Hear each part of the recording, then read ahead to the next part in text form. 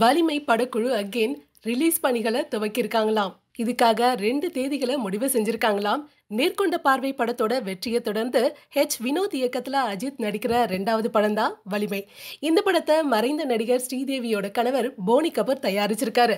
ஜனவரி 13ஆம் தேதி பொங்கல் பண்டிகையை முன்னிட்டு தமிழ், தெலுங்கு, ஹிந்தின்னு 3 லாங்குவேஜ்ல இந்த படத்தை ரிலீஸ் பண்ண பிளான் பண்ணியிருந்தாங்க.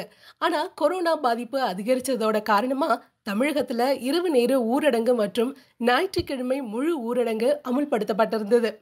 இந்த சமயத்துல படத்தை ரிலீஸ் பண்ணா வசூல் பாதிக்கும் அப்படிங்கறதுனால, மேலும் தொற்று பரவும் அபாயம் இருந்ததுனாலையும் படத்தோட ரிலீஸ் தேதி தள்ளி வைக்கப்பட்டதா படக்குழு அறிவிச்சாங்க.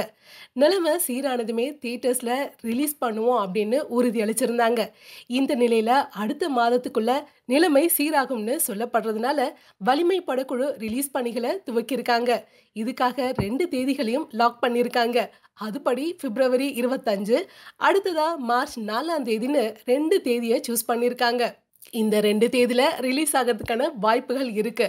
இது ஒரு புறம் இருந்தாலும் அடுத்த மாசம் அரசு அறிவிக்கும் தளர்வுகளை பொறுத்து தான் இறுதி முடிவு இருக்கும்னு சொல்லப்படுது.